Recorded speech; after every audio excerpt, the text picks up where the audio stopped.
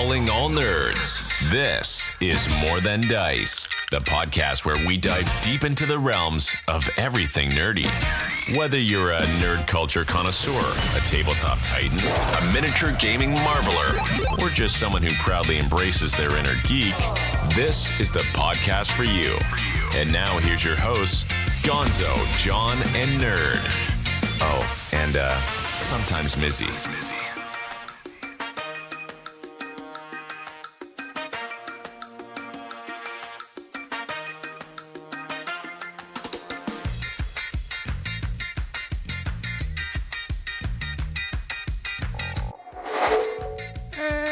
Welcome to another episode of More Than Dice. I'm Gonzo. I'm John. And she's got her muted. And she's muted. I'm Nerd. I thought I pushed the button.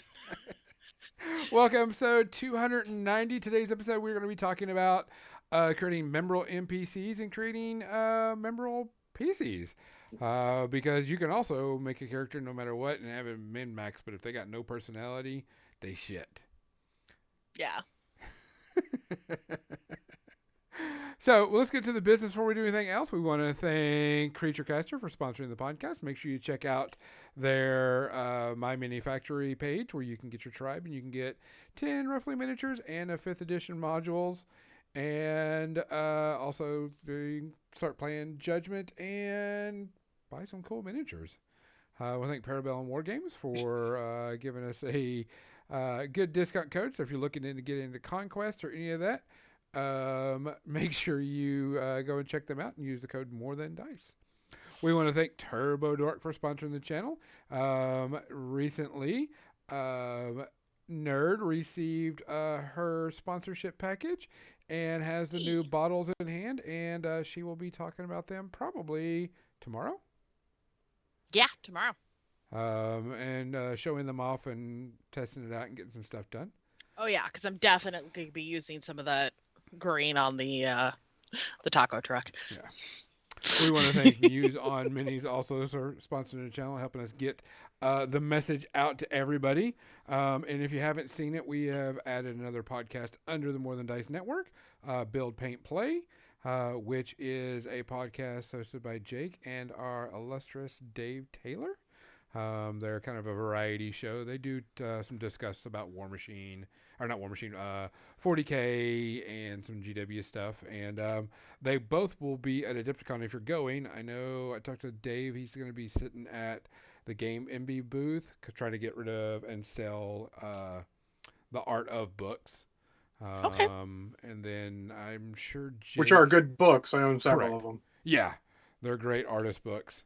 And then I think Jake is probably gonna be with doing demos of a game or something.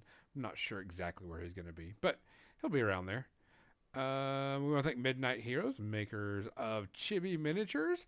They got a new Kickstarter coming up pretty soon. Be on the look for it. And this Kickstarter is all about pirates. Yar.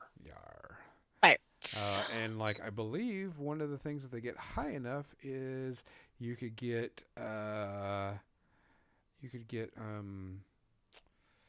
special edition Warfare Weekend print.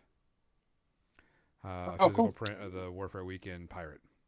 So Nice. I have to wait and see. You got to get it up there. He messaged me and asked about it, and I said, "Do this," and he was like, "Okay." So, other than that,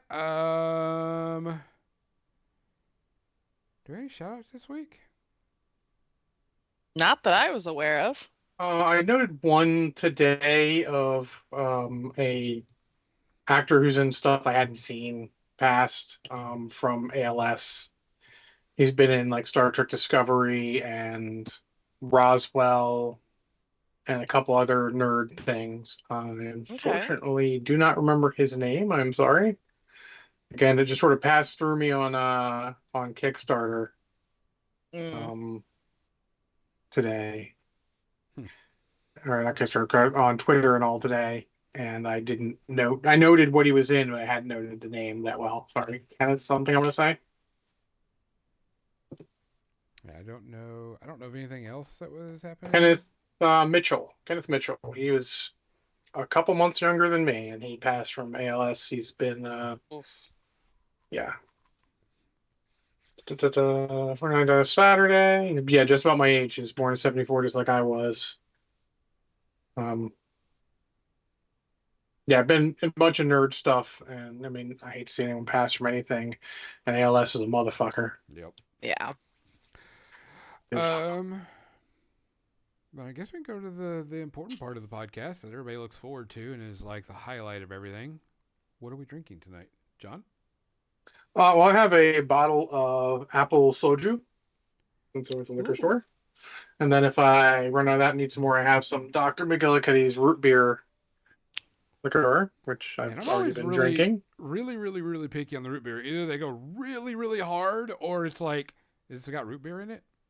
This is Yeah. sort of in the middle. It is very root beery, but you're not going to mistake it for regular root beer. It's got just enough of a hit that you'd be like, yep, this is hard root beer. Nerd, what are you drinking? Water. Good old Agua. water. Agua. I am hydrating because I got D&D after this tonight. I gotta talk a lot tonight. I mean, alcohol makes that better. I mean, doesn't it? Oh wait, no, only ranting. Sorry, my bad. Ranting. That's on me. That's on me. Causing problems. I don't cause Johnson? problems. I just rant. I am doing also the H2O. I have been doing really good on my eating and drinking and make sure I'm really hydrated. I actually tried something today. We're going to take a quick tangent. I tried cauliflower crusted pizza today. Ooh, how is that? I've had it before. This cauliflower was made with the crust was cauliflower. The top of it was just a cheese pizza. I didn't even notice a damn difference. Not a single difference. I thought it was interesting the way you cooked it in the oven is you put it just on the metal rack. You don't put it on a plant pan or baking sheet. Most like frozen pizzas have those instructions as well. Yeah. I was really impressed. I mean, I couldn't tell there was any, it was kind of like a thin crust pizza. So Gather's going to make me buy some to see if I can tell, being the bread connoisseur that I am. Yeah, but I mean, it wasn't like it reminded me of like a thin crust pizza. It didn't taste bad. Didn't have a weird aftertaste either. The cheese and the sauce and everything was really good. I was really impressed with it. So, but I've been eating pretty dang healthy, so I'm just kind of keeping that health kick going. I mean, I hate cucumbers, and I try to cucumber hummus. And how do you hate cucumbers? It's just weird. I like them cooked. I fucking love cucumbers. Cucumbers? Yeah. What do you cook cucumbers in?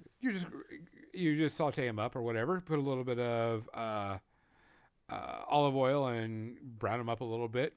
I do that with zucchini. I do it with cucumbers also. I agree with doing it with zucchini, not with cucumbers. That's what zucchini's for. Zucchini, terrible raw, great cooked. Cucumbers, even great better raw. pickled. I mean, cucumbers are great pickled too? Question mark.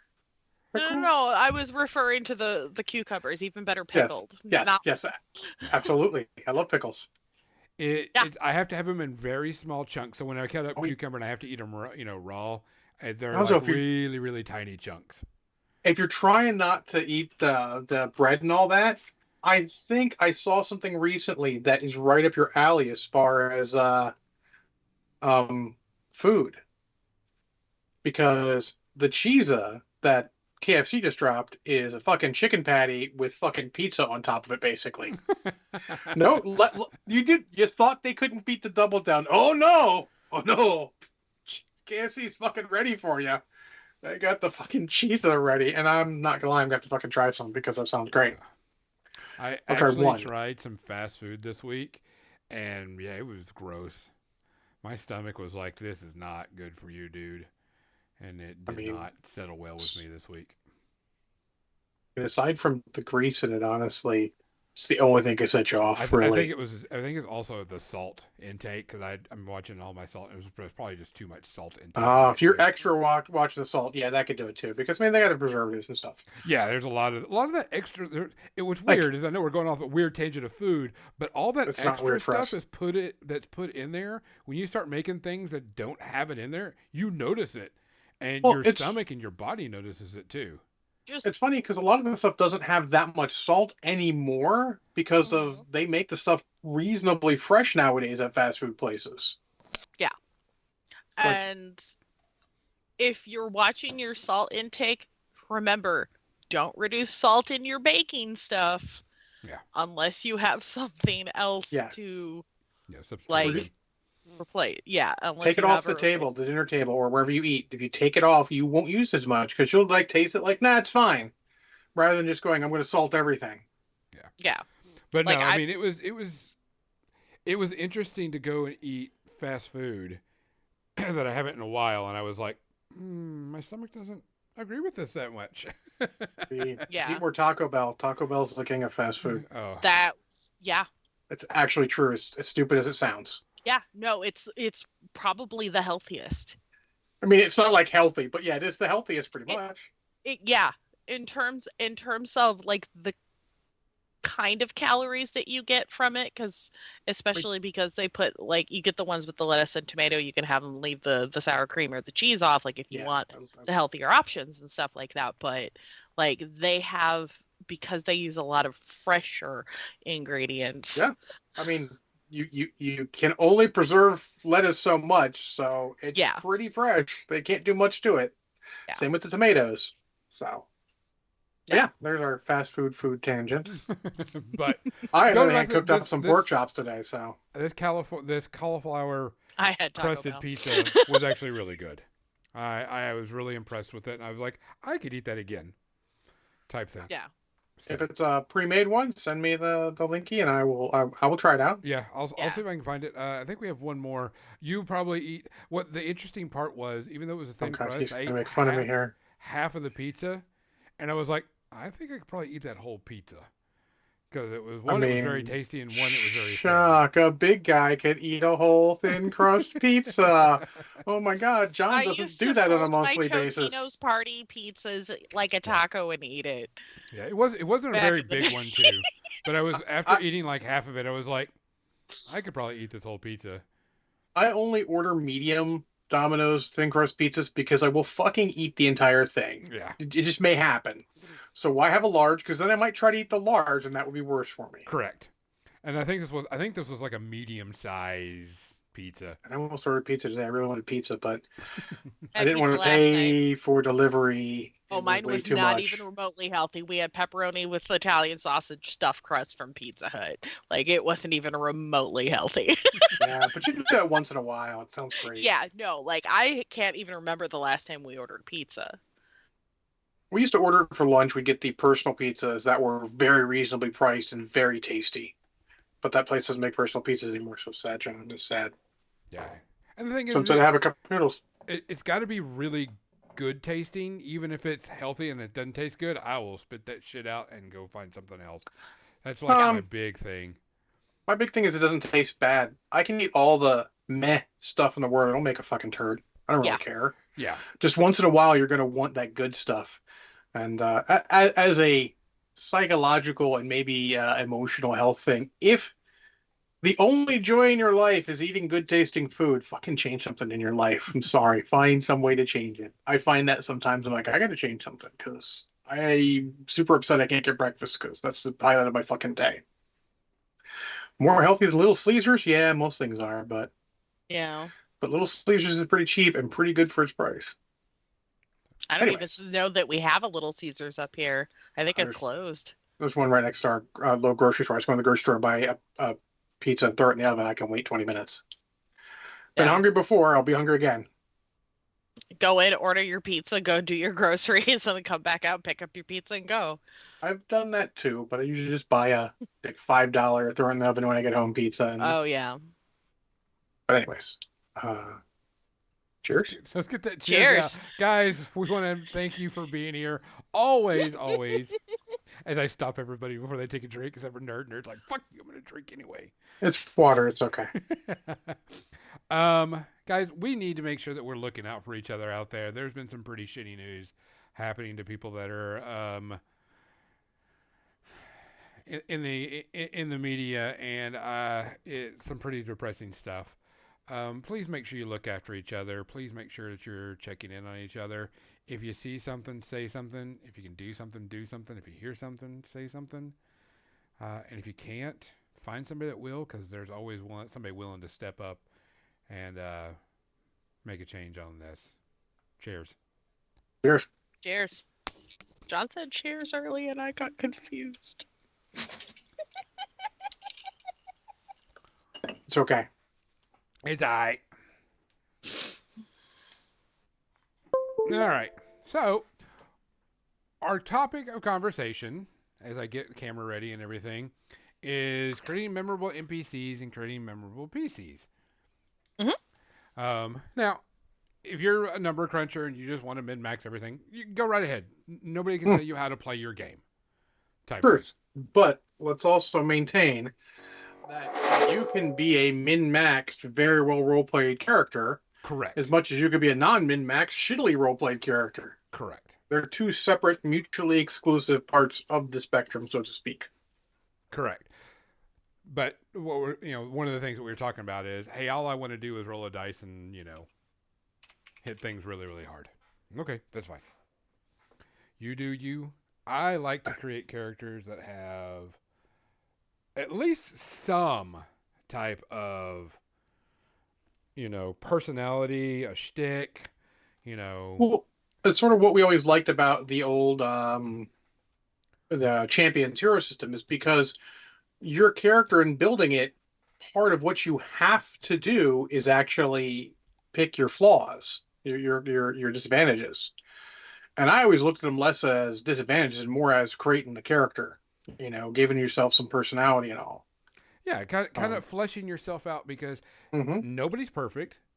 Even, Dritz, the great Dritz was never perfect, and there was always some flaws or something that was going to be, part of that character. So it's funny you mentioned that, just because over there on my reading table is the Crystal Shard, which I am about 2/3 through, which is the first appearance of Dritz. And I don't know, he develops into much more character than he starts with. Unfortunately, it's not the kind of character I like, but no, it's this thing. Like, Dritz is actually a perfect example of a good character creation. It's not that he's not necessarily perfect. He is pretty perfect in most things. His character flaws are the honorable kind, the understandable kind. But more importantly is that he is unique. Playing the first drow PC, if you will. He's bucking his race's stereotype to go and play on the surface and help people. And he's memorable. And he's actually the perfect example. Like, oh, I don't want to make Dritz. Actually, I do want people to make Dritz. Maybe not exactly, but I want them to follow that sort of template of making them unique. And you don't have to go that far. He is iconic, let's say. Mm-hmm. You're a little below frame, Gonzo. Oh, okay. Hold on. Just a little. But yeah, so he's iconic, and you want you to sort of follow that basic template, but you don't have to go as extreme as he did. He's very much different, very much unique. And you don't necessarily need to be that unique, but you should have something about you that's unique. Yeah. Like, don't be afraid to, mix up, ideas of characters that you love from media. Steal. Yeah. There's also a couple, if you're having trouble coming up with the backstory for your character or something like that, there is a couple of great references that you can access outside of D&D Beyond without having to buy the books on the lovely site called 5e Tools. There are two there's a section in Xanathars called This Is Your Life, where you can like create what your life has been up to the point of becoming an adventurer. And then the Heroic Chronicle section of Explorer's Guide to Wildmount. Both are absolutely fantastic. There are role tables that you can use to create different NPCs that are tied to your character, family members, criminal contacts, like depending on your background and all of that. Yeah. So I mentioned this way back when we were doing Mechton Zeta for a little bit, is that the PCs really got a kick out of the life path thing they had in there, where you sort of roll out what happened in your life before then. Don't hesitate to steal that from another game. Like, even if it's not using it all the way, look at plate, like, you can probably find it free or parts of it free. If not, you might find it in a used copy cheap. They've been around forever. The Palladium Fantasy role-playing game, if you're playing D&D, fucking find a copy, steal some of the stuff in there. They have like basic personality traits and some of that stuff in the basic book. So if you it's made for people who are like, oh, you don't know what your character's gonna be? Here's a fucking table to roll on. Yeah, talk to your DM. Yeah, maybe they have an idea. Just come up with something. Like, brainstorm with your DM one time. Jump on Discord or Facebook Messenger or however you guys communicate when you're not in the same room, and just talk about, hey, I want to do something cool with my character. Maybe the DM's got an idea. Maybe suddenly you're going to become, different than you want because he's got an idea, That's how the PC's turn trader stuff comes about usually, because the guy's talking with the DM is like, hey, I want to do something different. And the DM's like, how about this? My favorite character that I ever created, like, I was going into Descent to Avernus, and I'm like, I'm gonna play a Furbolg Druid because that sounds like fun to me.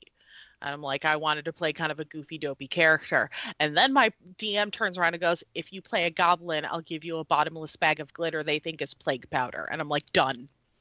And that is the origin of nerd becoming a goblin, like, and it just snowballed from there. I didn't really have a backstory other than her being an urchin from Baldur's Gate. They literally found her in a pile of trash. I mean, that's great. That's where it starts. And you have to communicate with your people, with your GM, to know that.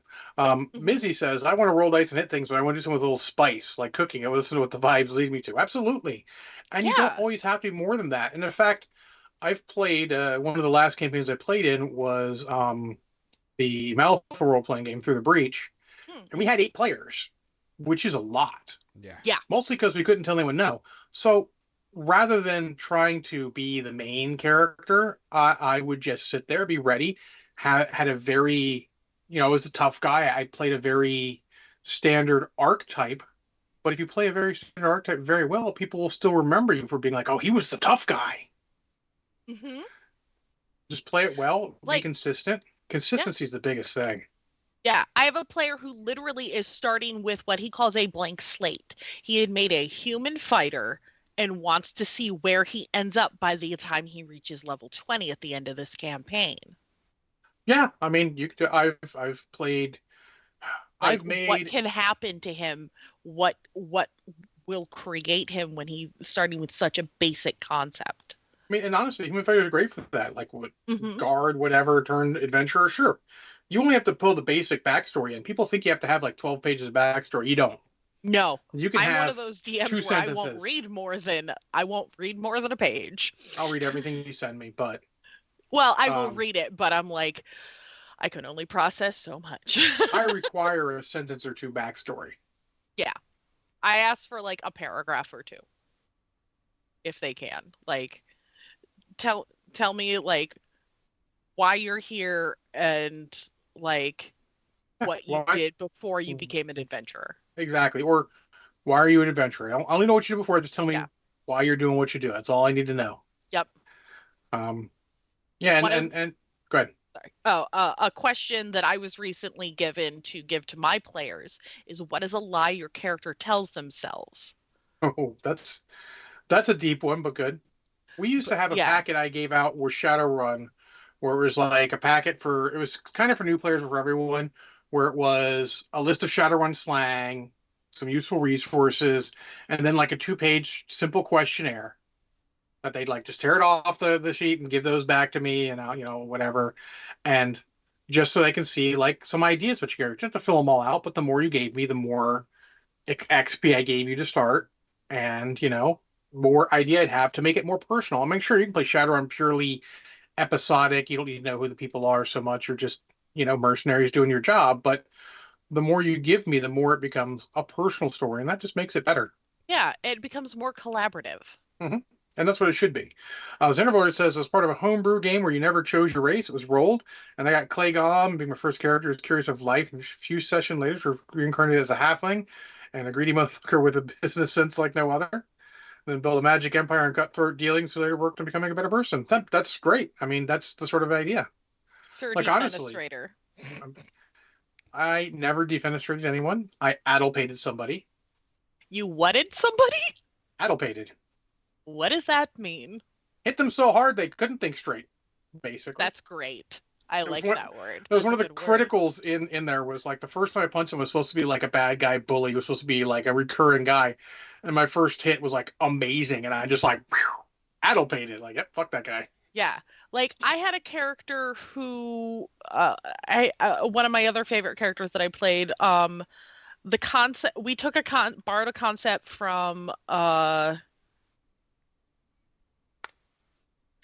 Legion. The show Legion, Okay. Marvel. The carries, the idea of two characters possessing like each party being like two halves of a whole. Like a connected soul. Yeah, a connected soul. And we literally found out that my character had half of another character's soul inside of them when I was created. And like we just started with this basic concept of like the two halves of a whole, two halves of a soul, and I didn't even like have a last name. I ended up earning a last name through the campaign, or given an honorary last I'm gonna make name. a joke here. You sound like Rey from the Star Wars sequels. She's got no last name. She's half of a soul with the duodem with her and fucking Ben Solo. Oh shit! I didn't even think about that. It's great, isn't it? People make I fun of didn't stuff even like when you look at it. Yeah, it's great. That's Yeah, awesome. stop, collaborate, listen. Thank you, Mizzy. Yeah, but that's the thing. It's like things like that happen. Steal from media. Like, Yeah. that may have been a completely different idea. In fact, I would assume it was a completely, benign, separately thought of idea, but it's mirrors something else that happened. Yeah. But that's the great. That's why you steal, because no one's gonna fucking know until someone's like, "Holy shit, it's this thing," and then it's awesome. Yeah, I didn't even think of that until now. Yeah, I was looking at it because my character was basically, I was playing a Kalishtar, which is similar to like a Star Trek Trill, where instead of a symbiote, we just have like a part of a soul. And that is exactly a fantasy Star Trek Trill. That's awesome. Yeah.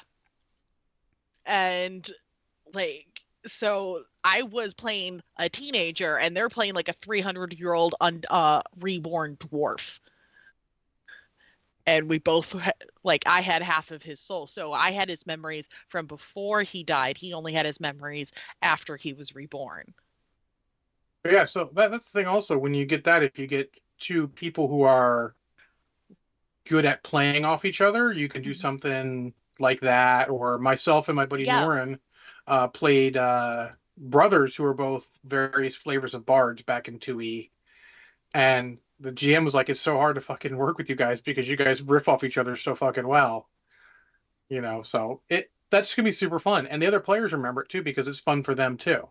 Yeah. Because the hardest thing about player character creation is remembering you cannot be the main character all the time. Yes. You kind of have to let other people be the main character from time to time. So you don't want to make the all-encompassing story. You want to be part of the story. Yeah. And kind of NPCs are the same way, to segue a little bit into that, is NPCs, you want to create something in broad strokes, like having a big personality in a PC. PCs, you don't have to be as big about it because you have time. NPCs, you got to be big or noticeable personality quirks immediately so that they're recognizable. It's got to be something duplicatable, Hmm. and you can't completely steal the show. You just have to be very much noticeable when it's your time to when it's that character's time to shine. Yeah, like, and that's where table etiquette comes in too a bit, where you don't want to negate anything else somebody is doing. You want to use that yes and Yes, and yep. yes and mentality. And this was the discussion I just had with my players this week. And like, be there for each other. Do not be afraid to talk to each other outside of game. I created exclusive RP, like, if you have the time to do this, like, let your players talk to each other while other things are going on.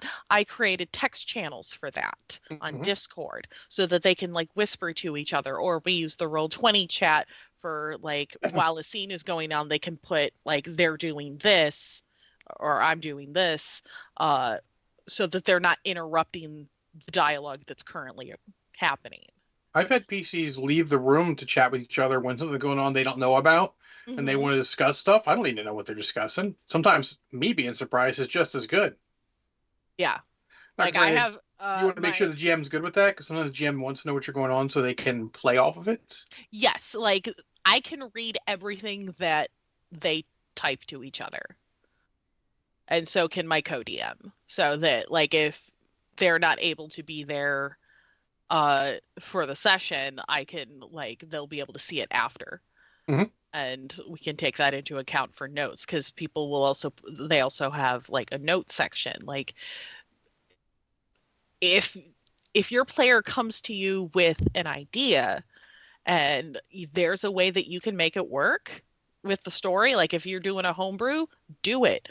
Like I'm trying to create basically fantasy Batgirl in one of the campaigns that I'm going to be in, but I'm just an NPC. Like We're doing one shots to create Thief NPCs in the Alchemist. world. Hmm? I think Thief Alchemist seems like that would work type of thing Uh, because what did I depending on go? how gadgety you go. Went Bloomstalker Ranger. Okay. So So I'm more basically ass kicky. yeah, more ass kicky and trying to prove that she's just as capable as her father. That's bad and it's great. But that's the Yeah, kind of broad strokes you need for an NPC. You want them to be noticeable. You want them to be able to come in, do what they have to do, not necessarily overshadow the PCs, but help the PCs, and then fade off in the background. yeah. Like my DM is running a series of one shots where so there's a eastern region and a western region, and I'm going to be in the eastern campaign. For the one shots, I'm playing an NPC from the west.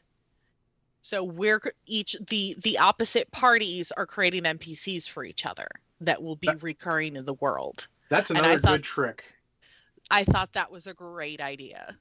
Yeah, So that way getting your PCs to make NPCs once in a while. mm-hmm. We had one game where I made the all my PCs make up the previous generation of heroes. All they had was a name, and I had them make up the previous heroes and let them go wild a bit. They didn't realize they were making it up because basically that version of Amazo, who had all of their powers, was going to kick their asses. And like some are like, oh shit, I fucked this guy, and then Jason, who probably fucked him more than anyone's like, this is great. But yeah, that kind of stuff is great because they have ideas. Let them like when I have our PCs, we do our session zero. They give me some sentences about themselves. They'll talk about an enemy and a few lines about that, and then they'll talk about an ally they have and a few lines about that. Yeah. That way, you've got not only do you have some extra background, you've got a whole bunch of stuff to work with and keep track of what everyone says. People will comment while it's going. There's ideas flowing. Just soak them up. So one thing I liked about recording stuff when we're recording Sewer Bears, I got so many ideas from what they were talking about, and they're right there recorded. I can go back and visit them whenever. Yeah, if you're having trouble creating NPCs, creatures, or things in your campaign, don't be afraid to go to your friends that don't even play D&D, or Mm-hmm. maybe some that do. Other DMs, just be like people that aren't in your campaign, and be like I had an idea for an elder god made of cheese, and I'm like, what do I call it? Jesus. No, the warlock decided to call himself Jesus, the warlock of said elder god. No, he was Kurd Probably more apropos. Thulu. You know, it's probably much more apropos. Yeah, it was Kurd Thulu, and I was like I was trying to come up with NPCs. I'm like, I'm going to have a cult of rat folk. What would they worship? An elder god made of cheese. And thus Cthulhu was born, and then our warlock, or then our fighter, who So happened to be the one that got kidnapped in a particular session. I'm like, guess what? You're taking a level in warlock next level, and they're like, oh, I'm like, yeah. Yeah, you got brainwashed and you're now the warlock of an elder god. So you have these powers, but you don't know where they came from because they modified your memory. I mean, does Cthulhu look out for the ancient god of poutine who might devour him? No, but he did create little curdling cheese elementals. Cheese elementals. Yeah.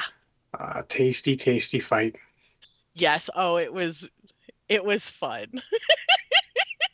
But that's the kind of silly you can go through and all that. Ask your players, they might have great ideas. Who knows, you know? Yeah. Like Um, if and like she said, the other players, DMs, like when I was making a certain my sci-fi campaign that we never really did much with, but it's still there. I asked one of my old players for ideas about races and all because you get stuck in a rut sometimes, the same old, and you don't want to necessarily have the same old, same old. yeah. They might have Uh fresh ideas. A lot of you'd be surprised. A lot of players have great ideas and would probably make great GMs, but they are fucking scared. yeah. It's okay. Another if you're getting stuck on trying to create a character for something, say there's say you just don't know where to go, you don't know where to start to make the character that you want to play, or don't have an idea for the character you want to play. There is a YouTuber named Tulak the Barbarian, and what he does is he takes characters from media, mostly like anime, movies, cartoons, and creates them in D&D and gives them a complete build out to level 20. So you can make them whatever level, and you've got the plan for how you want to then continue to build your character as you go, should you choose to do that. So I think that that's also kind of fun if you want to try something different. Like if you want to play John Constantine, they've got to build out for John Constantine. They've got Steven Universe. They've got characters from anime, like a little bit of everything. There's probably someone who's done that for every game system. Yeah. I know for Champions, my buddy Mike Serbrook, who's now a publisher himself, used to do that, and they do it for the new games that they're doing. My brain doesn't remember the name of the game right now because I've been drinking, but it's okay. Prowlers and Paragons, that's the one. But yeah, so you can probably find someone for that game who will do whatever, or just find someone who's good in that game. Like, hey, I need this particular thing made. Can you help me? Just give me some ideas where to go. And also, some games you can just fucking hand wave it. Like, there's an old adage: if you give it stats, your PCs will find a way to kill it. Yeah. If you don't need that, don't give them stats. Just die roll and go, yeah, that's good enough. Yeah. I rolled 12. That's good enough to hit. This is a badass. 12 at the PC. Yeah. God, now I just forgot what I was gonna say. Sorry. I feel that in my Another fun way to create characters. Like again, if you don't have a concept, start looking at character art. If something jumps out at you, deviant art. It starts to deviant art, Pinterest, like any of it. ArtStation. Just start looking at character art. If there's one that grabs your attention and starts giving you ideas, go with it. If your DM's okay with it and it works with the campaign, do it. I have gigabytes of pictures because they like this would give me an idea someday. Yeah, I'd be this may not work for the character that I have right now, but this could be a cool NPC down the road. Like this is a good. I started taking celebrities. I just literally started mentally casting NPCs in my world. Mm-hmm. because then that Using also gives me a personality and a like an look to accent. describe. Yeah, a Like look if you to say, describe. "Oh, this person looks like so and so," they have an idea. Yeah. You Like know. I made the away team, which was Uhura, Sulu, McCoy, and Kirk, and my players immediately recognized them. Now I didn't have to develop like those characters beyond that. I didn't even have to give them names. I just called them the away team, and the character and my players knew exactly what was going on. Yep, that's a great shorthand, using all the stuff in media to sort of get an idea across quicker. Yeah. That's where stealing comes in. I mean, just steal an idea. Hey, it looks like this. Oh, this is sort of like Captain America, but this. Okay, cool. You know, Yeah. there's a reason all that media is out there. We can use them for whatever it takes. Hmm. And if not, just even slight affectations of how you speak as them, if you speak as them. I know not everyone does, and that's fine. Or just descriptions of how they are. Little things go a long way. Doing this the littlest, shittiest accent. Can you do Inigo Montoya? You If killed so, my father, prepare to die. then you can do a character like that. Like one of the most recognizable characters I did was we called him originally. He was called Bat Kid because he was one of the PCs guy in the chair, and when the PC left, he stayed around helping them, but he used a Batman synthesizer because it disguised his voice. So he used like the shitty Batman synthesizer thing. They're like, guy, you have to change that out. So then he became Bane Kid because they changed to Bane. Just changed his voice. It's little Yeah, stupid stuff like that makes an NPC.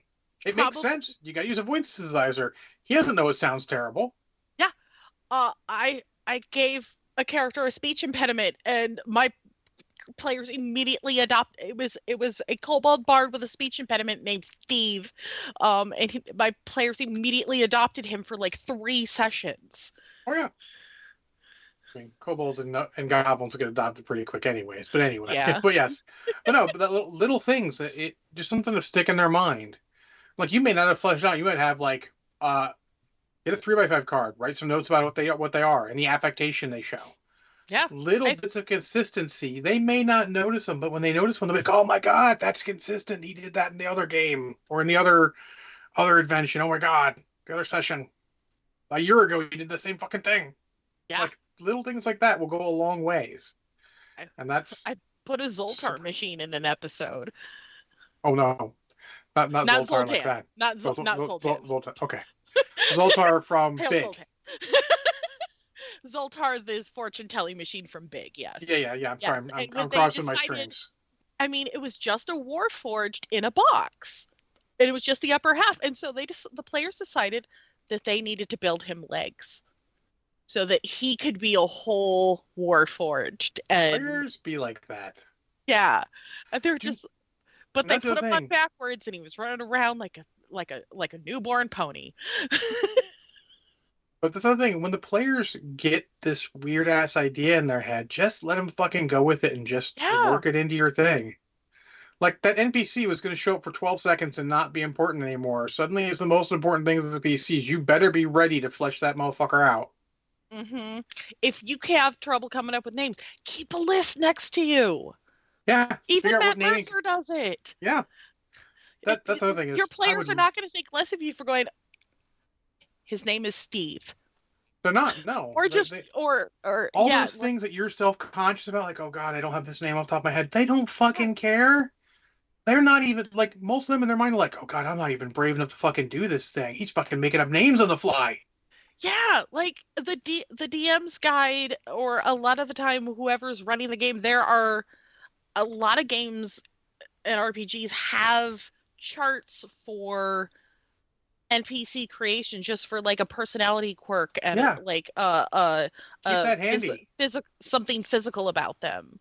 Like Yeah, and don't yeah. hesitate to go like, hold on one second. I wasn't expecting you to go here. Let me figure out. And then you just go. Or just keep when you get bored, sitting at your computer late at night, make up some NPCs for various things. Okay, next shopkeeper is going to be this. Yeah.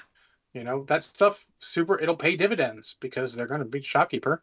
Keep a little list if you want to. Just keep a little list on your electronic device or a notepad or something of names for the region they're in. Yeah. And you're ready, and they're like, "Oh God, he was ready for this shit," or And like you don't need to have a bunch. Have a list of like 6. yeah. Are they going to ask for the names of more than 6 people? Like And random commenter says he went that way. They're not going to ask that guy's name. What's that commenter's name? He's saying, "Fuck you." He went that way. if need be, just go to your default. All of my NPCs that I don't want to name are named Kevin. Don't know why. I just picked that name. Yeah, just have something ready. I mean, yeah, you don't have to be. I mean, especially if they're not going to be around anymore. You know, it doesn't matter. They understand. Think about it like if they're going through a video game. Half those NPCs don't have names. Villager. It's a villager's name. He doesn't have a name. He's not that important. He's going to get out of that conversation as quick as possible because you're a scary adventurer. I will say though, playing a modern game and set in like Earth is so much easier because I can come up with names on the fly like a champ. FantasyNameGenerator.com is also a thing if you guys need names. You can pick it from just any for NPCs, pop world culture building, everything is so you should have that shit bookmarked. Yeah, absolutely. Yeah, great. I used it for creating the names of regions, rivers. Because you just need to get ideas, and you can change them to fit. Like, oh, everything in this area has this sort of pronunciation, so I'll just change it a bit so it works with that. Yeah, don't be afraid to crowdsource ideas. Just like and steal. Yeah, steal. We're not gonna make our own. We're not going to make our own setting book or anything like that. And if so, then maybe you can see what you stole and what you didn't. Thank you for following the Flying Hellfish. Hellfish with what else? Very well. Psycho. Welcome in. You're welcome. But yeah, so just steal what you can. It's okay. Like, steal everything. You can lift an NPC whole from like a modern setting and put him in fantasy setting. Just change a couple things. Yeah. You can even PCs maybe like, wait, all your certain type of guys seem the same. That's fine. That gives them a sense of continuity when they're playing. You know, let's be honest, most of them are not going to make fun of you for that. And in fact, I would say probably almost none of them. No, I have 3 accents. Jersey trucker, old Southern guy, or Scottish dwarf. Like, those are my 3 accents that I have. I occasionally will throw a couple of other inflections in there, but I have a hard time holding on to them. Yeah, it's difficult, and I feel a little self-conscious about them sometimes, but yeah, I try to do voices when I can. I mean, Inigo Montoya is always on hold. Yes. You know, a good Spanish one. And you might think, oh, you're stereotyping. Yes, we are. The point of a stereotype is to get an idea across quickly. We're not. Yeah, my French player loves when I do French accents. We're not making any sort of social commentary on those people at all. No. We're just making things quick and easy because we don't have time for all that. We're just trying to get some ideas across quickly. If you decide to, all of a sudden your character sounds like Kermit the Frog, he's Kermit the Frog. If it's a voice that you can keep doing, then go for it. But nobody is like, no DM should ever make you do accents. No, and as a DM, you should never feel like you have to do accents. Yeah. I mean, we all have limitations. We're trying to make the best of what we can do. Yeah. I mean, I did every read out loud box as across a strong, bad, and 0 punctuation, which was great. I don't know if the PCs appreciated it as much, but I enjoyed the crap out of it. You know, you can do little things like that. So suddenly you break in that voice, they know, oh, he's doing a read out loud box, so this is what we're seeing and everything. Just doing a little voice affectation like that will go a long way. And same with an NPC or a PC. They're pretty interchangeable. We talk about them like they're different things. They're kind of the same. Just when you get PC, you've got a lot more necessarily rules and stats made up than you do for an NPC. So. But little voice affectations will go a long way. Kazu, do you have anything to add on the topic? No, I was gonna say, when we were talking about accents and stuff, it doesn't have to always be accents. The people are. It's always quirks. Like Yes. they have the way they walk, or the clothes they wear, or the people they walk with. So if you have like a boss, like a low level, gangster boss, and he says his little, entourage of people, that can be very unique to add to it. One of the things, I'm playing in the Vampire Masquerade game, and one of the sires, is a Malkavian, and he's crazy, but he repeats himself constantly, no matter what it is, and he repeats his attitude and what he's saying constantly to get that point across, and that's going to be something that's done. But when you're talking about an NPC, I'm with John. I'm like, and nerd Steve. If it's something that's not don't need you to pay attention to, they're just going to be Bob type thing. Yeah. If it's somebody that's going to be something that's worth a while, you're going to have a name that's going to stand out. Not that it has to, but that's just something you. It's if you can can make a list of names, it'll go a long way to disguising who's super important and who's not. Correct. Which can both be awesome and cause you fucking problems at the same time. Yes. Because if they think they're important, they might try and interact with them more. You'd be like, "Oh fuck, I don't need you to do this." Yeah. Like I decided I couldn't come up with sometimes you just have those names you throw out at the last second and you're stealing from something and then you realize you have to continue to run with it. Yeah. Just go. Like I made an organization called the Foo Fighters and now they're everywhere. And I started talking about vampires and they're like, "Oh, is Buffy going to be there?" I'm like, "She is now." So then you've got a setup for your next NPC for the next town or whatever. And honestly, nothing disarms a player trying to tell a joke like you fucking taking it and going, "Yep." Mm-hmm. And suddenly, like, oh, well, I guess it's no longer a joke. It's a thing that's happening. Yeah, like our druid casting speak with animals on an axolotl that thinks he's a god. Because this superior being was speaking to it. When it was just a wee little axolotl. But now there's a society of axolotls that worships him like a god. So they keep joking about the return of his axolotl friend. And the real sneaky trick is if you're playing in the same world, have old NPCs show back up when it's appropriate. Oh, Yeah. We did a whole Champions game where one of the NPCs was Dog. It was a smart dog, couldn't speak, but it was obviously very smart, had powers, and it just showed back up for another campaign. It was actually there from the beginning and became a recurring NPC. That kind of thing happens, I'm going to bring that up in the media section about a media Dog? that I watched. Not Dog, Oh. but a recurring NPC that really Everyone has loves nothing Dog. to do with the entire show, but is very popular and very memorable from there on out. So like Dog. Sorry, Dog was their favorite NPC. Yeah. And what's funny is I stole it from like someone who made it up based off Fallout? No, actually it's I'm not gonna say pre-Fallout, but pre-Dog Meat probably. But it's based off of I want to say like Hawaiian or some sort of Pacific mythos where he's imbued with the energy of the various gods. Oh, cool. Sort of like a Shazam, but a dog. Nice.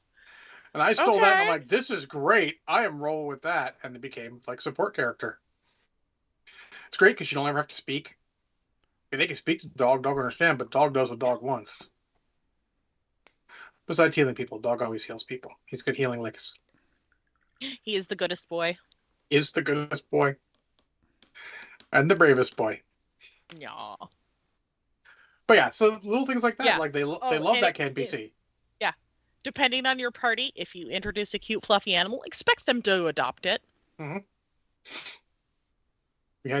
We did a D&D game and the halfling had a riding dog because he couldn't have a horse. We had a riding dog, and riding dogs are small enough to come in the dungeon with us. So that dog Yeah. became adopted.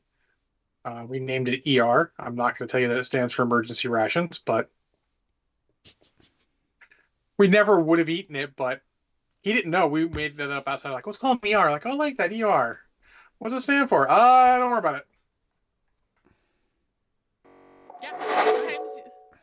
Sometimes you introduce a pack of animals in general or something like that, and the players are just like, well, they're ours now. We're taking them with us. This one's named this one's named that, this one's named that.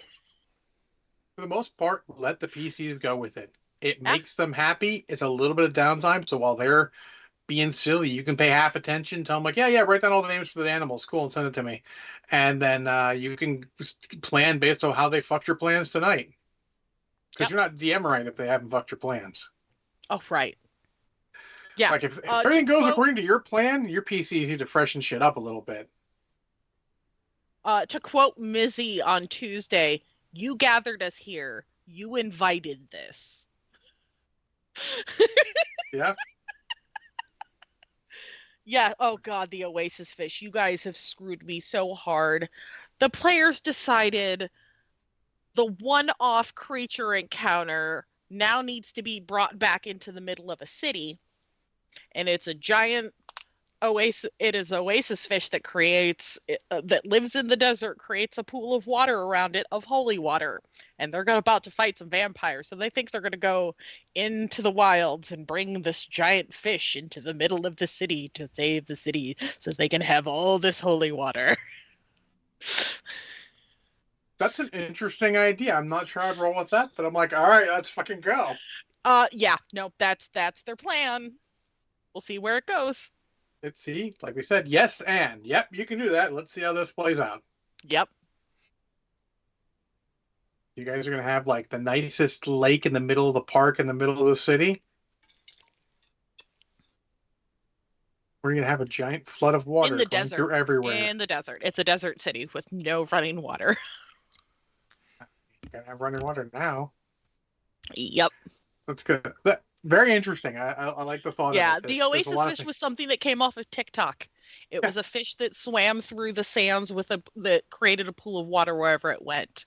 And this is kind of thing where the PCs don't realize, but they've invited the fact that they're gonna have to stick around after they're done and fucking solve the problems they've started. Mm-hmm. We've done it a couple campaigns. It's super fun. There's a reason why there's a fantasy city out there that has a gnome and monk inventor and monk trained secret police to keep things safe, because that happened after we fucking liberated the city. Yeah, the other party is now they rescued a shipwreck full of mimes. And yeah, no, I put that on them. They rolled for that one because I make them roll for encounters. We just leave them? No, they brought him. They brought him on. They brought him aboard, and then the monk is like, "Could I train them to be like a legion of mime like ninjas?" Right, mime secret police. Awesome. Yeah.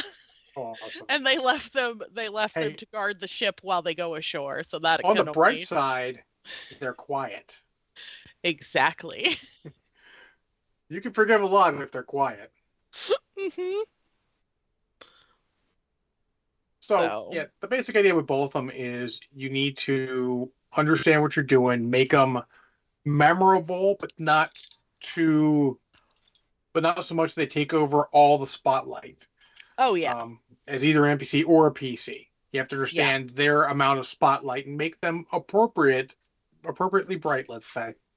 Yeah, I made the mistake. I fully admit I have made the mistake of hyper focusing on a player before, and basically everything tied back to them somehow, and I didn't realize it until a while. You can make that work, but it's tough. It is tough. Like, I like the idea of giving characters a story arc, like focus on this character for a while and then focus on this character, or you can still tie in things find ways to tie every character in some way. Mm-hmm. because you don't want to leave anybody feeling like wallflowered. Remember, if you're looking for ideas, find us on Facebook. We're happy to share ideas with you. Yes. One of us checking, they'll see like, oh, hey, they need help, and get you in touch with one of us, and one of us will be able to help you. Jump on the Discord if you need to. Message one of us directly. I'm sure there's a channel for role playing. Throw ideas out there. We're happy to help. We got ideas. We've been doing this for a while. Don't let the narcissist control the game. Correct, Xander Vorler. Do not. Correct. I mean, was the mistake I made. You can, but you need to make sure that PCs understand and they can play appropriately. Yeah. Sometimes they'll just play the fuck his plans, but shit happens. Not going to be amusing of its own as long as everyone aware of what's happening. Yeah. Anyways. Also, talk to your players about the type of role players that they are. Like this was a discussion I had with my players recently about method versus improv. Because we had players that were kind of butting heads in terms of their style. I wish. Go ahead. Sorry, go ahead. I wish the old book, Robin's Guide to Good Game Mastering, was available. It's an old Steve Jackson book. He goes through all of that in detail in it. Robin Laws, who's really good at that stuff. He's got a couple of different books, but that one in particular, I bought it after a raise one year, and I'm like, because I paid a lot of money for a book that's not that big. Yeah. But it's got a lot of good information, and if you can find a PDF copy of it or something somewhere, is well worth it. Yeah. Media section, Gonzo? Media section. I typically have a bunch of stuff, but due to me watching one thing all week, it was 8 hours worth of all week. So I typically only have 2 things really to talk about. I have 3. I have 3. Well, I guess you want me to start, Gonzo, since I've got 3 and you've only got 2. Yep. Oh my God, I don't know what to do. In order, we were supposed to watch the classic I haven't seen yet called Ninja vs. Shark, but Norrin messaged me that morning we were supposed to, and every light on his dashboard had turned on, which is not good. So he was not able to make it. So that night I was cruising through Facebook and someone's like, I want to approach life with the fervor that Tim Curry does explaining the plot and the end of Clue. And I'm like, you know what? Fuck it. I'm watching Clue. That was me. I posted that. That is how I feel before every D&D session. Well, you posted it and I went and watched Clue. You're welcome. And it's Clue. It's awesome. It's not like consistently laugh out loud awesome, but it's more of you chuckling a little bit to yourself as you enjoy the wordplay and the running gags and the fact that they don't take any joke too far. Yeah. It is masterpiece. It is the reason we got Knives Out. Mm-hmm. If you want to see the proto Clue, you want to go watch Murder by Death. I have a copy. Actually, Norrin has my copy of Murder by Death. So I'll get it back eventually. But Murder by Death is problematic a little bit, but it is the proto Clue. Clue's great. If you like Clue, you need to watch Knives Out and all that. Yeah. What can I say? The casting is great. Most of them are not big anymore. Younger kids won't know who half these people are. No. But it was like Christopher Lloyd at the height of his popularity. Martin Mull was at the height of his. Tim Curry is Madeline Tim Curry. Kahn. Madeline Kahn. Been in a ton of stuff you may not realize unless you watch a bunch of old Monty Python. Not Monty Python. Mel Brooks. Mel Brooks, thank you. You're welcome. Stuff. And it's great. And when you realize some of that stuff was ad-libbed, it's fucking choice. Oh, yeah. And I know the temptation, if you've got the Blu-ray, which I do, to watch the random ending. Don't. Watch them all. It is perfect when you go through all of them because it's like, it does the ending. That's how it could have ended. But how about this? And because it was originally aired with different endings in different theaters, depending on where you went. Which is a bold move and probably part of why it failed in the theaters. But it is absolutely 100% a cult classic. 100% worth watching. 0 space herpes. It is a Tim Curry highlight reel also. Yeah, Chef's Kiss. It is just about perfect.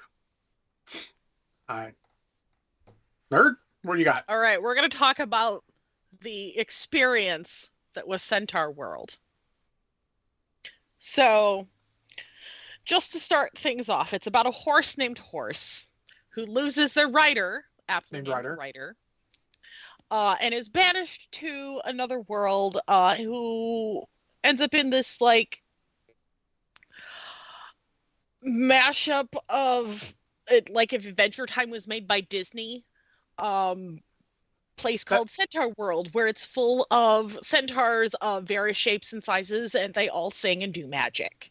And it's about them finding pieces to make a key to like save the world and get back to save their writer from this undead horde. And it's just weird. It is like there are some great characters in it, but overall it like the style and the way that the characters move and like morph themselves, it's very uncanny valley. even though the artwork, the animation style isn't Uncanny Valley, it is like it triggers that a little bit. Yeah. It, just off the trailer that you showed me, it's going to be an instant cult classic for people. There are people this is going to speak to. Yeah, it was recommended to me because as an influence for D&D, that it has some great ideas for story. I need to go back and rewatch it because I accidentally fell asleep through part of season 1, but that was my own fault, nothing to do with the story. I mean, I would say it seems like if you watch the trailer and like this seems like it might be interesting, watch the first episode. Yeah. Gonzo and I, we all always say that. Watch the first episode. Don't hesitate to fucking eject out the first episode if it's like, okay, this seems weird and not for me. Let's go. For now, I'm giving it like 1.5 to 2 space herpes because it looks really good. The music is a little. I kind of liked it, honestly. Yeah. I'm kind of a fan of yeah, musicals, it's but gonna have to grow on me. the trailer was very musical heavy, which Yeah. kind of I think put it off. But I'm sure it's not as much in an actual episode. Yeah. So yeah, Gonzo, what you got? So this week, besides watching that one series, all 8 episodes, I did spend a lot of time. I did some painting, which was my Wednesday night stream. But I was also playing a lot of Final Fantasy 14, and having a good time playing it. But the guild I was in, they're called free companies, but was boring. Never did anything. Never talked. And this was my second guild to be in Final Fantasy. First one, it was very cliquish and everything, and so I jumped to another one that was supposed to be like really fun and did a lot of things. And I played for 5 hours, and I was the only one that said something in the guild channel. We ain't done shit. And I was like asking questions, trying to make conversation because I'm a social butterfly. Nothing. And so I was They didn't respond to your cat girl? No, didn't respond to anything. Nothing. So I jumped shipped and went to another one, and I was like, okay, this one's a smaller guild. No big deal. They, do some stuff, and I was like, okay, we'll try them out. And they had the standard questions. Hey, we like all of our players to be 21 or older because adult, and blah blah blah. And Gonzo, are you 21 or older? Oh yeah, I made that comment. I was like, yeah, I'm a little bit older than that. So this guild is actually pretty fun. They do a lot of good things. They talk to each other. They make a lot of good conversations. As soon as I joined, they gave me a shit ton of money and said, hey, this money goes to building your apartment. Because you can have your own little apartment in the guild house. Nice. And so they gave me a 750,000 gil. And they were like, here, use this, buy a room, and start decorating. So for the last 2.5 days, I've been buying shit and decorating a fictitious apartment in Catgirl style in pink with books and lovelies and pretties, and I'm having a fucking blast. There it is. Like me, That's just my redoing question. my Animal Crossing Island in weird Barbie theme. Yeah. It doesn't matter what you're doing. If you're having fun, it's all good. They have like what you can do, like, you can preview items so you can see what's, it looks like in the house before you go buy it or whatever. And That's cool. they were like, hey, if you have something, we can make it. And I'm like, you gave me a shit ton of money. Now I'm down to about 200,000. I had 1.7 million, and I'm down to like 200,000 right now just But by you had a buying hell of a stuff. time. I was doing some dungeoning while, taking a break, do some dungeoning, come back.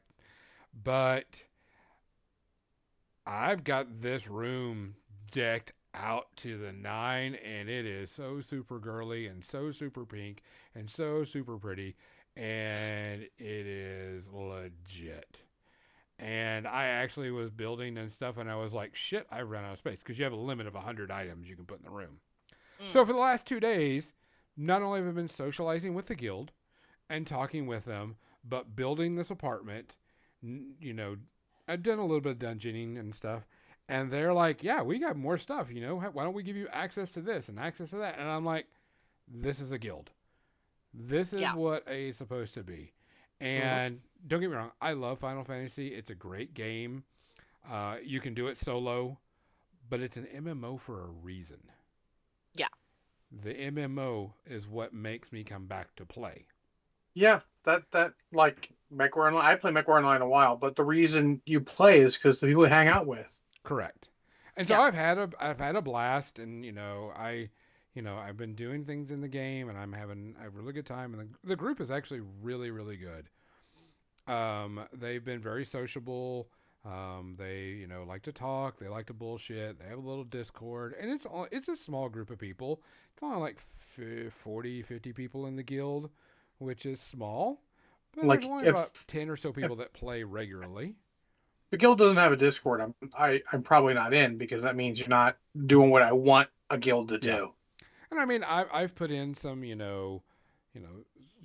they have a space to put dogs and pets and stuff, so I threw mine in there and talked about food and miniature gaming type stuff. But there's a new expansion coming out in Final Fantasy sometime in the summer. They haven't set an exact date yet, and it is just, they're adding like 10 more levels and changing up stuff. So everybody's doing like the grind to get the best in slot items for to be ready for the expansion. Common, and not a problem for me. I'm doing that, having a good time.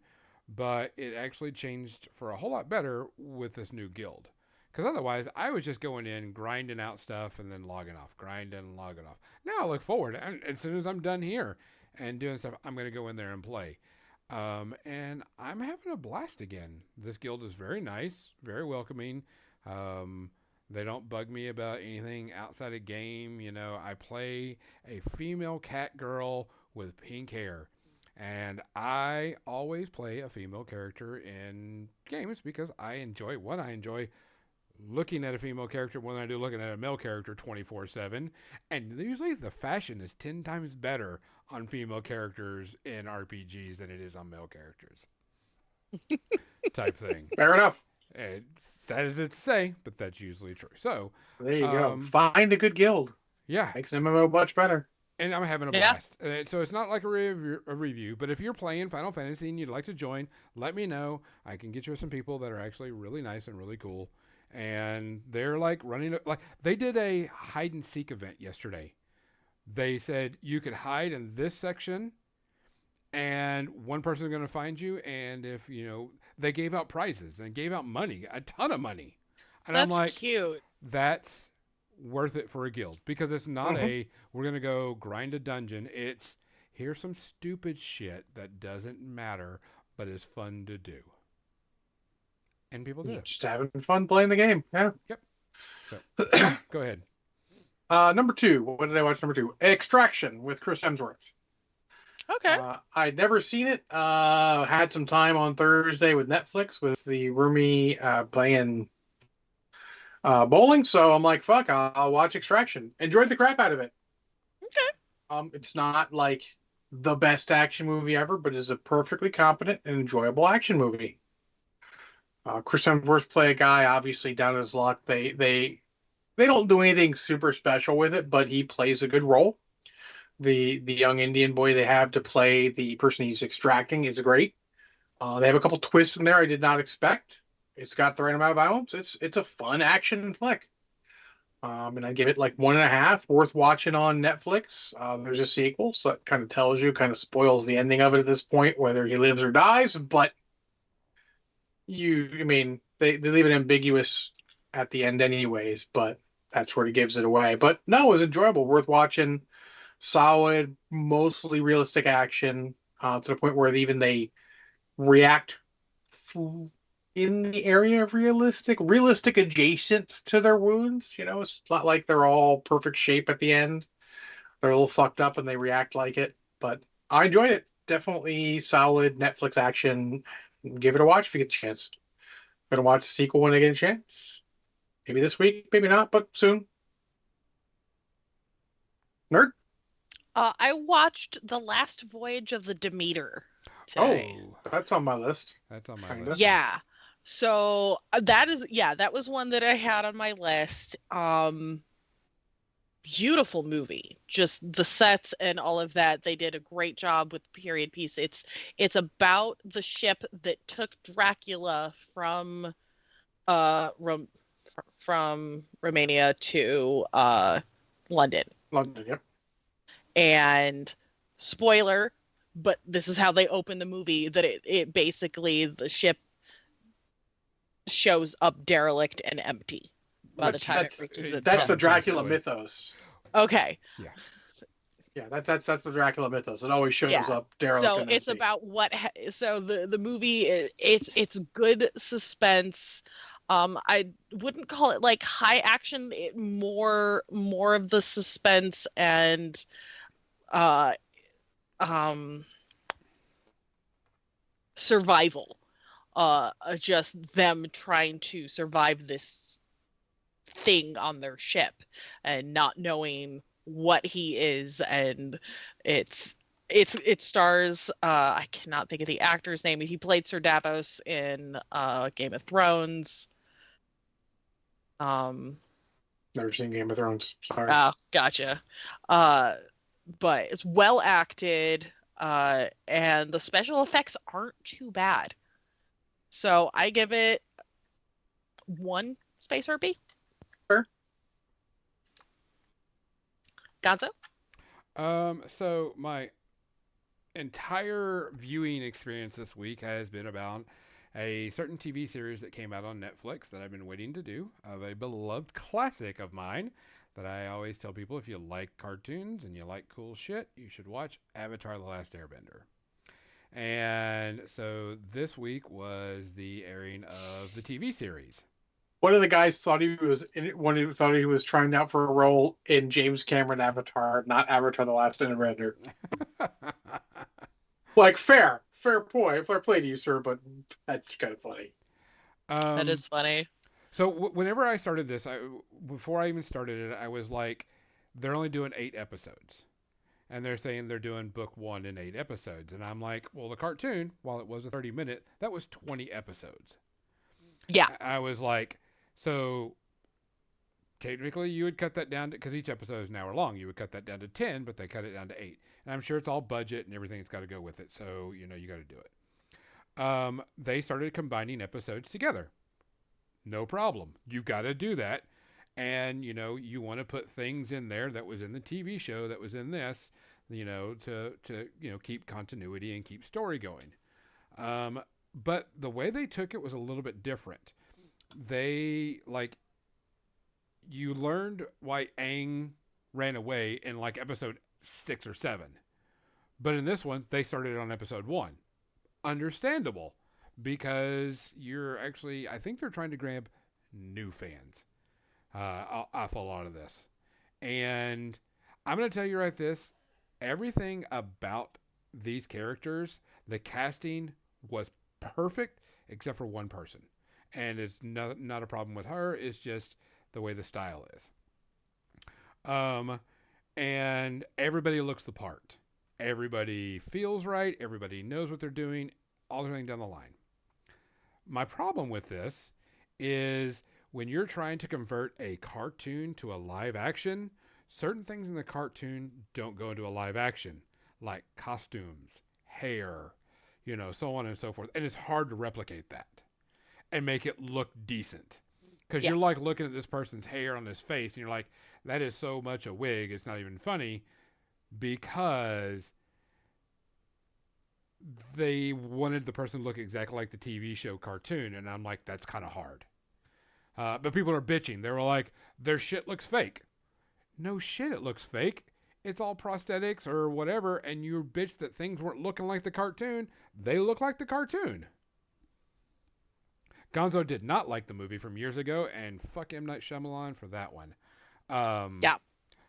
But everything has been good with this. My real big complaint about all this is that everything looks like a set. There's nothing that looks like it's out in the wild. There's very few, shot on location stuff. There's a lot of set stuff. And I get it, because you're not going to find sets. You're not going to find real world locations with the Avatar. Yeah. Type thing. And No, not really. And you're not. And so they had to build a ton of sets, which was okay. But it does look like a set a lot of times. And you're just like, ugh. Everything looks kind of crisp and clean. And, maybe they need to dirty it up or whatever. I will tell you that the bending in this is fucking amazing. The special effects bending and fighting and martial arts are great. Is some of the lines they show kind of hammy and kind of stale? Yeah, but so was the cartoon. My cabbages! That's the genre. Yeah. And I bring that you bring up the cabbages because that is an NPC that is in this movie that is going to follow them all the way through the TV show, because it is a memorable NPC, and all it is a guy that sells cabbages, and they get destroyed constantly. Yeah. They did, like I said, they did combine a lot and shorten things up. They also did change the story a bit. Like at the beginning, the comet has started, but they said they're not going to do the comet right away, because for them to film all 4 books, the kids are going to grow up way too fast. So they're going to hold the story off until it's like probably book 3 or maybe book 4. They didn't said when they get, the next season renewed, which is going to get renewed. If it doesn't get renewed, they're stupid, because even though a lot of fans are bitching about this, if people aren't watching it, though, they can't renew it. Correct. It's gotten it's gotten above average ratings, and I'm hoping people are watching it because they're missing out on actually a good series. The biggest complaint, which is I thought the stupidest complaint that I've heard, and what people are bitching, goes, it's better than the movie but worse than the TV show. That sounds good to me. Yeah. You're not going to beat the TV. You're not going to beat the cartoon.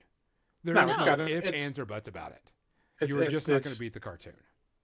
It's got nostalgia on its side. More on that in a minute. Yeah, you've got that, and that's going to ruin your entire watching of this. If you go, oh my God, this don't judge it for what it's not. Judge it for what it is. So, is it a perfect TV show? No. Does it have things that are great for everything?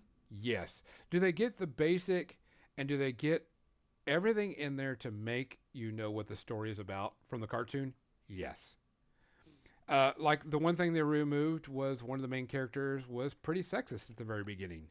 Girls can't do this, girls can't do this. And they told that character, they said, we're not going to do that with that character. We're just going to make him a little bit different. No problem. There was nothing, they didn't go and, change a whole different direction or a whole different way. It's here is the main plot and the story. We're following it, people. We just can't show you a TV series 20 episodes long. Or 10 episodes, assuming that they're twice as long. So it's hard to do. 10 is hard to do. It's money. It's a lot of money. Oh yeah, it's a ton of money because they spent a ton of money on sets. Special effects, fine. Combat and bending in this, great. Dialogue, it needs some work. Acting needs a little work. Overall, I give this like 1.5 space herpes. So, I mean, it's still solid. It's still good. I still got the feels when I needed to get the feels. I still got the laughs when I needed to get the laughs. I loved seeing the characters are growing already. The characters have already got change because they did in the TV show. I'm waiting for certain things to happen but this is going to be next season type thing. So I enjoy it. I hope they get another season. I'd like to see all 4 books done and give an ending to it, and I'd like to see someone do a Korra live action. I have no problem with this show. Minor issues that really are just because I've watched too much TV and I'm like, man, that's a really, that's a set and it looks like a set. Yeah. Type thing. But that's being nitpicky and that's just, going over things. So, 1.5 space herpes. I enjoyed it. If you like Avatar, go in watching Avatar and enjoying these people actually trying their damnedest to make a really good TV show. John? I finally watched Dune Part 1. Ooh, okay. I'm here for this. Let's start by saying I am a fan of David Lynch's version. Okay. And for a powerful statement, I don't think it's as good as David Lynch's version for multiple reasons. I will say it is beautiful. It is decently acted. It's well directed. All the problems stem from the fact that the actors are not quite as top tier as in the first movie, with a couple rare exceptions. Stellan Skarsgård is a clear upgrade, and then obviously Robert Jordan played Duncan Idaho and had almost no time in the first one, and obviously Jason Momoa did a great job as Duncan Idaho in this, like probably his best part ever. Yeah.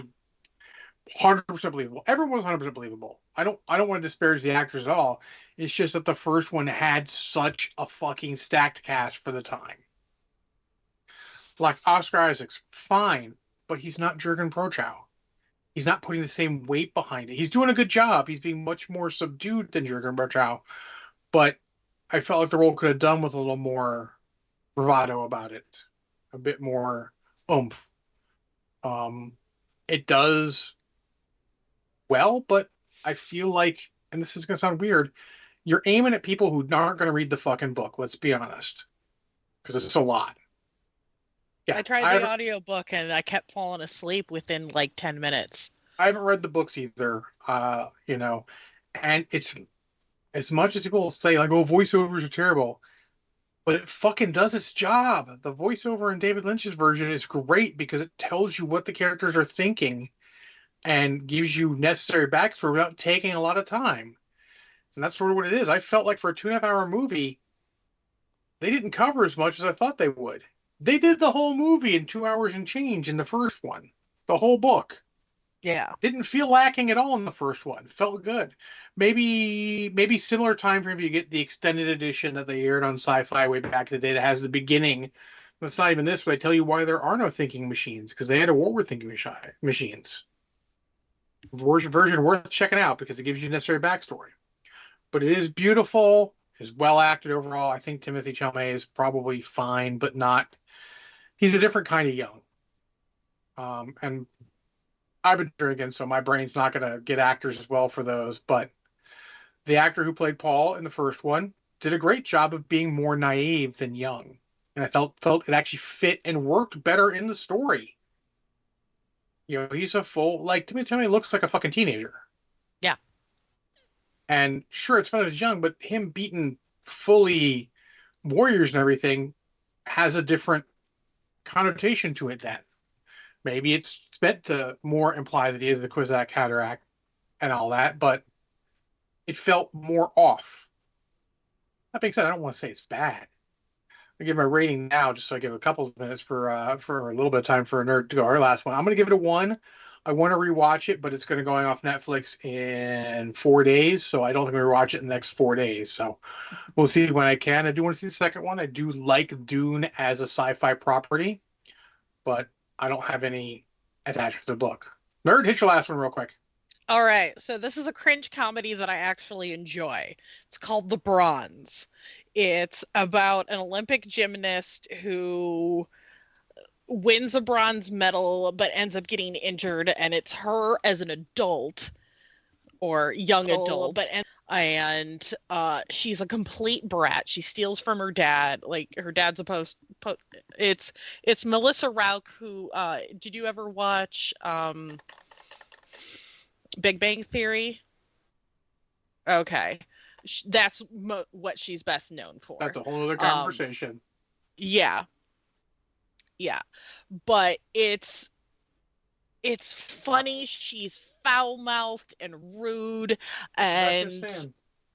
Like, yeah, it's cool. but Okay. it's got Sebastian Stan playing a complete dick role, and it's like the opposite of Bucky. It focuses all around gymnastics, and Gary Cole it's plays her it's father. I love Gary Cole. yeah, Gary Cole is hilarious as her dad.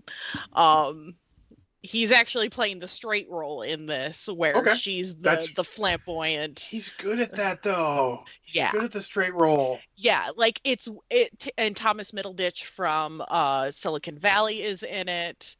I the young actress was in Craig Split. Kilborn. Holy shit, I haven't heard his name in a long time. Yeah, like there's there's